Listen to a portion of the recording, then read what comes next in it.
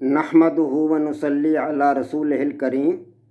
عزیزان محترم، میں Muhammad Aslam Dodi, chairman liberal party Pakistan, آپ سے مخاطب ہوں اور آپ دیکھ رہے ہیں liberal party Pakistan YouTube channel.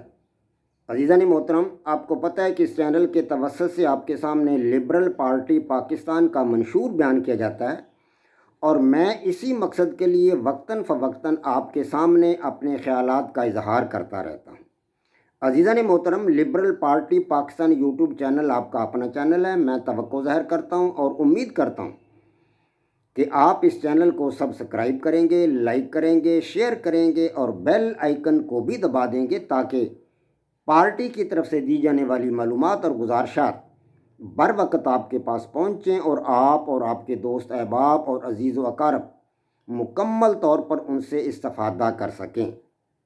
عزیزان محترم، آپ اس حقیقت سے بھی آگاہ ہیں کہ آج کل آپ کے سامنے لبرل پارٹی پاکستان کے بینر تلے اور اس کے سٹیج سے 4 قسم کے اہم ترین پروگرام پیش کیے جا رہے ہیں، جن میں سب سے پہلا قرآن پاک کی تفسیر کا پروگرام ہے فہم قرآن کے عنوان سے، اور دوسرا پروگرام سیرت النبی صلی اللہ علیہ وآلہ وسلم ہے۔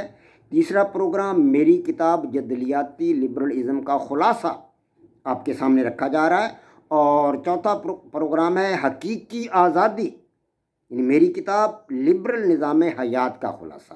تو یہ 4 پروگرام آپ کے سامنے لبرل پارٹی پاکستان کے بینر تلے پیش کیے جا رہے ہیں۔ تو آج آپ کے سامنے میں جو پروگرام رکھ رہا ہوں، جو ایپیسوڈ پیش کر رہا ہوں، یہ میری کتاب جدلیاتی لبرلزم کا ایپیسوڈ نمبر 80، ایپیسوڈ نمبر 80۔ اس سے پہلے 79 ایپیسوڈ جدلیاتی لبرلزم کے حوالہ سے میں آپ حضرات کے سامنے پیش کر چکا ہوں، تو آج 80واں ایپیسوڈ آپ کے سامنے رکھ رہا ہوں۔ اور میں اس ایپیسوڈ میں بھی اور پچھلے چند ایپیسوڈ میں بھی آپ کے سامنے لبرلزم کی خوبیاں بیان کر رہا ہوں، لبرلزم کی خوبیاں۔ اس سے قبل میں نے 6 خوبیاں آپ کے سامنے رکھی ہیں لبرلزم کی، جن میں انفرادی آزادی کا تصور ہے، اسی طرح سالگرہ کا تصور ہے، اور بہت ساری باتیں جو میں نے آپ کے سامنے رکھی ہیں، اب ان کو دہرانا میں مناسب نہیں سمجھتا۔ تو آج آپ کے سامنے میں لبرلزم کی 7ویں خوبی وہ انشاءاللہ تعالی العزیز آپ کے سامنے رکھوں گا، اور وہ ہے آزاد منڈی کی ضرورت کا احساس۔ جی ہاں، آزاد منڈی کی ضرورت کا احساس۔ لبرل مفکرین جو تھے، انہوں نے ابھی تک معیشت کی طرف کوئی توجہ، کوئی دھیان نہیں دیا تھا۔ 18ویں صدی میں آ کر لبرل دانشوروں کی توجہ کا مرکز و محور معیشت بن گئی تھی۔ انہوں نے اس طرف دھیان دینا شروع کر دیا تھا، کیونکہ ان کا جو تھا بنیادی نقطہ تو یہی تھا نا کہ مطلب آزادی دی جائے، فرد کو آزاد کیا جائے۔ جب آزادی کا تصور ان کے ذہن میں تھا فرد کے لیے، تو ان کے ذہن میں معیشت کی آزادی کا تصور بھی پیدا ہوا۔ وہ یہ چاہتے تھے کہ معیشت کو بھی آزاد کیا جائے۔ جی ہاں، تو معاشیات دراصل جو ہے نا، یہ ایک معاشرتی علوم کی ایک شاخ ہے۔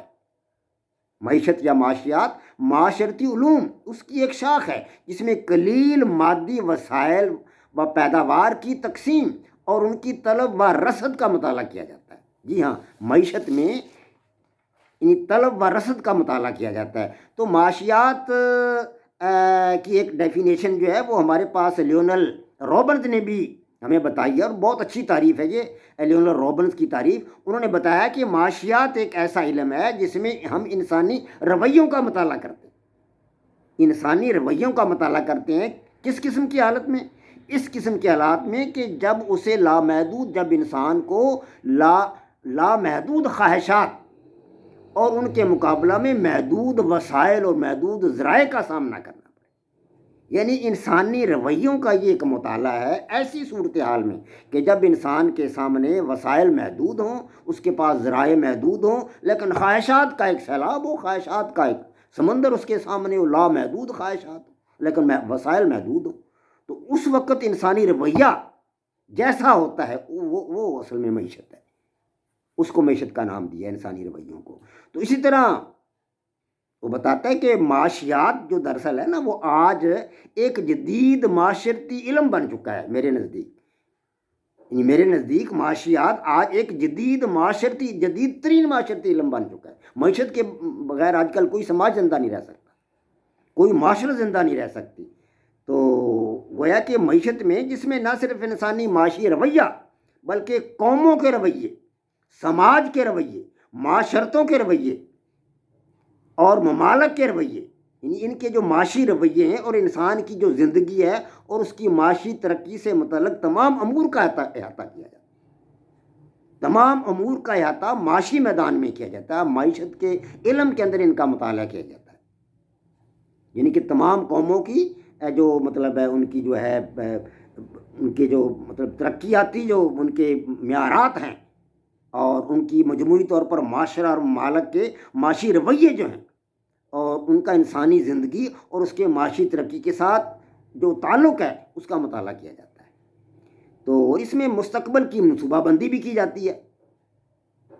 معیشت میں مستقبل کی منصوبہ بندی کے ساتھ ساتھ انسانی فلاح و بہبود جیسے مضامین بھی اس میں شامل ہیں کہ انسان کی فلاح و بہبود کے لیے معاشیات انسان کی فلاح و بہبود کے لیے کیا کر سکتی ہے، کیا ہمیں بتاتی ہے معیشت جو ہے۔ تو اس طرح عالمی سماج میں آزاد منڈی کی ضرورت و اہمیت کا احساس سب سے پہلے لبرلزم ہی کی بدولت پروان چڑھا، اور لبرل مفکرین جن میں جان لاک تھا، تھامس ہابس تھا، جان جیکبس روسو تھا، والٹیر اور جان سٹرٹ مل جیسے لبرل مفکرین تھے، تو ان کی کاوشوں کے بعد نئے لبرل مفکرین میدان میں آئے جو معیشت کے میدان میں آگے بڑھ رہے تھے۔ ان میں آدم سمتھ تھا، ڈیوڈ ریکارڈو تھا، سٹورٹ مل تھا۔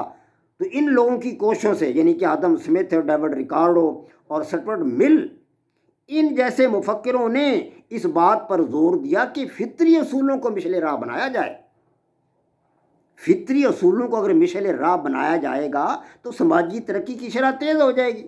اگر ہم پرانے طور طریقوں کے مطابق چلیں گے تو اس کی شرح تیز نہیں ہوگی۔ سماجی ترقی کی شرح کو تیز کرنے کے لیے ضروری ہے کہ فطری اصول جو ہیں، قدرتی اصول جو ہیں، ان کو اپنایا جائے۔ تو اس لیے سماج کو حکومتی مداخلت کے بغیر پھلنے پھولنے کا موقع دیا جائے۔ یہ لبرل مفکرین نے بات بتائی، کنہوں نے؟ آدم سمتھ نے، ڈیوڈ ریکارڈو نے اور سٹورٹ مل نے یہ باتیں بتائیں کہ حکومتی مداخلت کے بغیر معیشت کو پھلنے پھولنے کا موقع دیا جائے۔ اور اس طرح آزاد منڈی کی بدولت مغربی دنیا میں بے شمار کارخانے کھل گئے، فیکٹریاں لگ گئیں، صنعتوں کا جال بچ گیا آزاد منڈی کی بدولت۔ اگر منڈی کو آزاد نہ کیا جاتا تو یہ صورتحال ممکن نہ تھی۔ تو آزاد منڈی کی بدولت مغربی دنیا میں صنعتوں کا جال بچ گیا، کارخانے فیکٹریاں لگ گئے، اور مغرب ترقی کی دوڑ میں باقی ماندہ دنیا سے ہزاروں میل، ہزاروں کلومیٹر آگے نکلے، باقی ماندہ دنیا کو پیچھے چھوڑ۔ یہ کب کی باتیں ہیں؟ 17ویں 18ویں صدی کی باتیں کر رہا ہوں میں۔ آج تو 22ویں صدی چل رہی ہے۔ 400 سال پہلے مغرب اتنا آگے تھا، اتنا آگے نکل چکا تھا، معیشت کے میدان میں لوگ اتنی ترقی کر چکے تھے، آزاد منڈی کی باتیں ہو رہی تھیں۔ جی ہاں، 4 صدیاں پہلے ہم کہاں سوئے ہوئے ہیں؟ ایشیا والے، افریقہ والے، مشرقی ایشیا والے، مشرق وسطیٰ والے، ہیں جی، وسط ایشیا والے، ہم لوگ تو سوئے رہے۔ 4 صدیاں پیشتر اہل مغرب میں یہ باتیں چل رہی تھیں، آزاد منڈی کی باتیں۔ تو آزاد منڈی کا نظام دراصل سرمایہ دارانہ نظام ہے، سرمایہ دارانہ نظام۔ اور سرمایہ دارانہ نظام ایک معاشرتی نظام ہے جس میں سرمایہ بطور عمل پیدائش نجی شعبہ کے اختیار میں ہوتا ہے۔ اپنی مرضی سے کوئی دولت جتنی چاہے اکٹھی کر لے، اپنی محنت سے، وہ اپنی محنت کرے، دولت جتنی مرضی اکٹھی کر لے۔ سوشلزم میں تو یہ نہیں ہے۔ سوشلزم میں تو مزدور کارخانے میں کام کرتا ہے، اسے صرف روٹی ملتی ہے، کارخانے کی پیداوار قومی ملکیت میں چلی جاتی ہے۔ کسان کھیت میں بیچارہ کام کرتا ہے، اس کو صرف روٹی ملتی ہے، اور جو ہے کھیت کی پیداوار ساری کی ساری قومی ملکیت میں چلی جاتی ہے۔ اور قومی حکومت کس کے پاس ہے؟ ایک پارٹی کے پاس، سوشلسٹ پارٹی کے پاس ہے قومی حکومت، وہ سارے کا سارا قومی ملکیت میں چلا جاتا ہے۔ تو ان لوگوں نے کیا سوچا؟ فیکٹری کے مزدوروں نے کیا سوچا؟ ہاں جی، کھیتوں میں کام کرنے والے کسان نے کیا سوچا؟ اس نے یہ سوچا یار چھوڑو، ملتی تو روٹی ہے، وہ ویسے بھی مل جائے گی، تو کام کیوں کرتے ہو؟ انہوں نے کام کرنا ہی چھوڑ دیا، یعنی یا سست روی سے کام کرنے لگ گئے۔ تو سوشلسٹ معیشتیں اسی لیے تباہ ہوئیں، سوشلسٹ حکومتیں اسی لیے گر گئیں اور ختم ہو گئی، ان کا وجود تک مٹ گیا۔ اور سرمایہ دارانہ نظام آج بھی چل رہا ہے، یہ ان ذہین لوگوں کی بدولت تھا جن میں آدم سمتھ تھا اور ڈیوڈ ریکارڈو اور سٹورٹ مل جیسے لوگوں نے لبرلزم کے جو پروگرام جان لاک نے شروع کیا تھا، تھامس ہابز نے شروع کیا تھا، جان جیکبس روسو نے جسے شروع کیا تھا، اور جسے والٹیئر اور جان سٹورٹ مل نے شروع کیا تھا، ان کے کام کو ان لوگوں نے آگے بڑھایا اور معاشی میدان میں فرد کو آگے لے کر گئے۔ یہ سب کچھ فرد کی ترقی، فرد کی بہبود اور فرد کی خوشحالی کے لیے کیا جا رہا تھا، اور بتایا جا رہا تھا کہ معیشت جو ہے اس کو آزاد کرو، آزاد کرو معیشت، اس کو فطری اصولوں کے مطابق چلنے دو، اس کو قدرتی اصولوں کے مطابق چلنے دو۔ تو اس طرح جو تھا ترقی کی دوڑ میں مغرب نے تو پھر آگے نکلنا تھا، تو اس طرح معیشت کو پرائیویٹائز کرنے میں یہ سارے کا سارا کام آدم سمتھ اور اس کے ساتھیوں نے انجام دیا، آدم سمتھ اور اس کے ساتھیوں نے انجام دیا۔ پتہ ہے آدم سمتھ کون تھا؟ آدم سمتھ 16 جون 1723 میں سکاٹ لینڈ برطانیہ میں پیدا ہوا، اور آکسفورڈ یونیورسٹی سے آدم سمتھ نے تعلیم حاصل کی۔ گلاسگو یونیورسٹی میں وہ فلسفے کا استاد رہا، فلسفی پڑھاتا رہا۔ اس کی وجہ شہرت اس کی کتاب ہے دی ویلتھ آف نیشنز، قوموں کی دولت یا قومی دولت، یہ اس کی کتاب ہے، بڑی عظیم شان کتاب ہے جو آدم سمتھ نے لکھی، اور یہ پہلی دفعہ 1776 میں شائع ہوئی۔ اور سمتھ نے زندگی بھر شادی نہیں کی، وہ اسی مقصد کے لیے کام کرتا رہا، اپنی قوم کے لیے جیا، وہ اپنی قوم کے لیے کام کرتا رہا، فرد کی بہتری اور بھلائی کے لیے اس نے اپنی پوری زندگی وقف کر دی آدم سمتھ نے۔ اور پتہ اس کا کہنا کیا تھا، اس کا ماٹو کیا تھا؟ وہ یہ کہتا تھا کہ سونے کے ذخائر دولت نہیں ہیں، چاندی کے ذخائر دولت نہیں ہیں، سونے کے پہاڑ دولت نہیں ہیں، کسی ملک کے پاس چاہے جتنا بھی سونا ہو وہ دولت مند نہیں ہے۔ اس نے بتایا کہ لوگوں سنو، دولت اصل ان 3 باتوں میں مضمر ہے، 3 باتوں میں مضمر ہے دولت۔ اس نے بتایا کہ تعلیم یافتہ افراد، نمبر 2 ہنرمند افراد، اور نمبر 3 محنتی افراد۔ اس نے کہا کہ فرد اگر محنت کرے گا تو قوم ترقی کرے گی، سونے کے ذخائر سے کوئی قوم ترقی نہیں کر سکتی۔ گویا کہ سادہ لفظوں میں ہم یہ کہیں گے کہ افرادی قوت ہی کسی قوم کی ترقی کا جو ہے محور ہے۔ اگر کوئی قوم اپنی افرادی قوت سے کام نہیں لیتی، بے شک اس کے پاس سونے کے ذخائر ہوں، چاندی کے ذخائر ہوں، وہ قوم ترقی نہیں کر سکتی۔ میں یعنی کہ محمد اسلم ڈھونڈی بار بار آپ کو بتا چکا ہوں کہ ہماری ترقی کا راز افرادی قوت میں ہے۔ پاکستان کی آبادی 22 کروڑ کے لگ بھگ ہے، پاکستان کی آبادی 22 کروڑ کے لگ بھگ ہے، لیکن ہمارے فقط 90 لاکھ افراد ہی بیرونی دنیا میں کام کر رہے ہیں، اور وہ جو ترسیل زر بھیج رہے ہیں اربوں ڈالر کی ہے، وہ اربوں ڈالر کی۔ اگر ہماری آبادی کا چوتھا حصہ بیرون ملک ہو تو دنیا کی طاقتور ترین قوم بن سکتے ہیں۔ ہم افرادی قوت سے کام ہی نہیں لے رہے، کسی پارٹی نے افرادی قوت سے کام نہیں لیا۔ افسوس، صد افسوس، نہ کوئی نون لیگ والوں نے اس سے کام لیا، نہ کوئی پی ٹی آئی والوں نے اس سے کام لیا، نہ کسی اور پارٹی نے اس سے کام لیا، نہ ہماری پہلی حکومتوں نے اس سے کام۔ بس ان کا کام یہ ہے کہ جناب حکومت کو چلانا ہے، حکومت کرنی ہے، حکومت چلانی ہے، حکومت کرنی ہے۔ یہ نہیں دیکھنا کہ حکومت چلانے کے لیے تو وسائل کی ضرورت ہے، پیسے کی ضرورت ہے، وہ کہاں سے آئے گا؟ اس کے لیے افرادی قوت سے کام لیا جائے۔ سب سے بڑی دولت ہمارے پاس افرادی قوت ہے۔ تو آدم سمتھ نے تعلیم یافتہ افراد کو، ہنرمند افراد کو اور محنتی افراد کو کسی ملک کی اصل دولت قرار دیا، سونے چاندی کو اس نے دولت قرار نہیں دیا۔ اس کے ساتھ ساتھ اس نے بتایا کہ یہ جو پرانے طور طریقے ہیں نا، یہ نظام کو چلانے کے، معیشت کو چلانے کے، یہ صنعتی انقلاب کی راہ میں سب سے بڑی رکاوٹ ہے، ان کو چھوڑو، منڈی کو فطری راستے پر چلنے دو، آزاد راستے پر چلنے دو منڈی کو۔ تو سب سے پہلے لبرل لوگوں نے آزاد منڈی کی بات کی۔ اس طرح اس نے کہا کہ اگر کام کو تقسیم کر دیا جائے، یہ بھی آدم سمتھ نے بات بتائی کہ اگر کام کو تقسیم کر دیا جائے تو پیداوار زیادہ سے زیادہ ہو سکتی ہے۔ یہ بھی بڑی غور کی بات تھی۔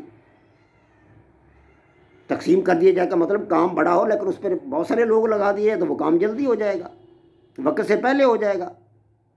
تو یہ تھی باتیں جو اس وقت کے لبرل مفکرین نے بتائیں، اور یہی وہ لوگ تھے لبرل مفکرین، یعنی کہ آدم سمتھ، ڈیوڈ ریکارڈو اور سٹورٹ مل جیسے لوگ، جنہوں نے آزاد منڈی کی بات کی۔ اور آج پوری دنیا میں آزاد منڈی کا راج ہے، سرمایہ دارانہ نظام کا راج ہے، سوشلزم شکست کھا گیا، کمیونزم شکست کھا گیا، فاشزم شکست کھا گیا، سارے نظام شکست کھا گئے، اور آج وہی سرمایہ دارانہ نظام جو آدم سمتھ نے پیش کیا، ڈیوڈ ریکارڈو نے پیش کیا اور سٹورٹ مل نے پیش کیا، وہ آج چل رہا ہے دنیا میں، اور اسی کی حکومت ہے۔ امریکہ میں یہ نظام ہے، تمام مغربی دنیا میں یہی نظام چل رہا ہے، تمام لبرل ملکوں میں یہی نظام چل رہا ہے۔ وما علینا الا البلاغ۔ پاک فوج زندہ باد، پاکستان پائندہ باد۔